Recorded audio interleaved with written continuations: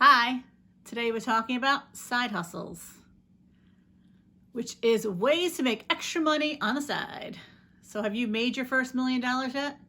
Sadly, neither have I. But every time I make 20 bucks or $50 or $100, I get a little bit closer, and so can you. If you are looking for a side hustle, there are millions of them in just about every niche and category. If you looked online and you Google side hustles, you will find lots and lots of ways to find extra money and to make extra money. You have to find what works for you and what your passions are, and that could help. I would look online, and I've also been in some Facebook groups. And if you ask that question in a group that has like over thousands of members, you will have hundreds of people commenting, trying to message you and trying to get you into their side hustle.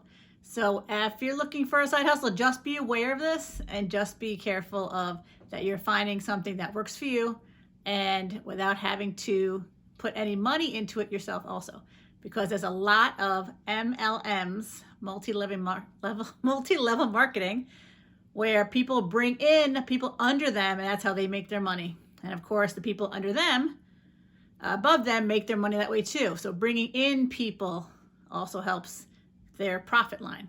So just be aware of that, because sometimes it has a cost. So if you find something you like, something you've enjoyed, then that's different, because then it's not as tedious and it's not as drudgery if you are finding something you like to do. So some side hustles I've done in the past year and a half or so, one of them was online tutoring. I was set up with a certain platform, and they connect me with students, and you work around your schedule, you work around your times, and it has been lucrative in a part-time way.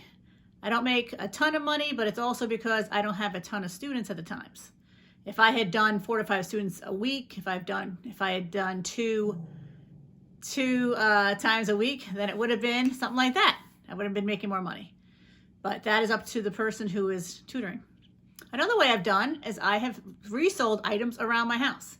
I found things in closets that I haven't looked at in years, and my friend was like, well, then put it on eBay and see. So I had an old camera that I put on eBay that I sold for $80, and I had an old DVD VCR combo in my closet just gathering dust. I put that online too, and I sold that for $70. A lot of times I'm selling things for like $10 or $15, $20, just to kind of get rid of them. But also it helps. All these little times, $20, $30, puts gas in the car, puts food on the table.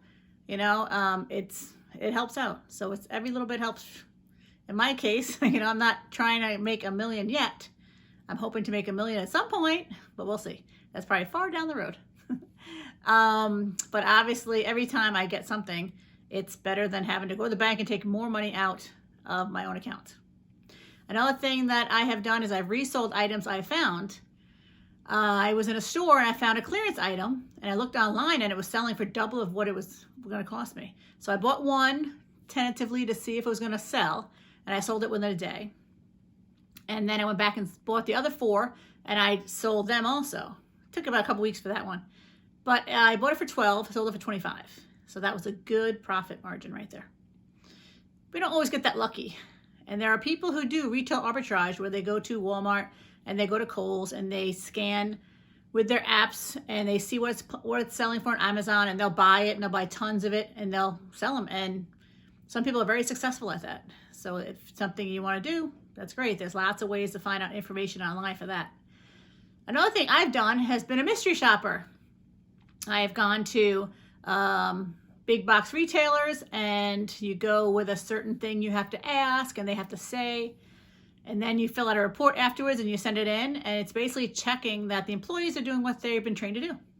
I've also done it at a gym where they have to go in and pretend to be signing up. You take a tour. They ask you certain things of, did they say this? Did they put this? Did they have that? And that is their way of testing their workers. One thing I did not find lucrative was online surveys. Some people will swear that they make money doing this. I don't see how. Or I'm just in the wrong one. Even today I was doing some earlier that got me like 2 points, 4 points. You need 1,000 points to get $10. So you can see how long it would take to get to that level. I hadn't done it for a long time. I had reached the $10 mark about over a year ago. And then they just sent me a thing to get me back saying, we'll give you 200 free points. So I did that to try to get to the next level, but I don't see it being very lucrative at all. So if you're looking for a side hustle, find what you'd like. Find what you'd like to do. Some people do Uber Eats and DoorDash because they like to deliver food. It makes money for them. It's not hard for them. Some people do Uber and Lyft where they're transporting people. So there are so many different ideas you can do. So find out what you like to do. Find out what your niche is. And every dollar brings us closer to that $1 million. So maybe see you in the Millionaires Club.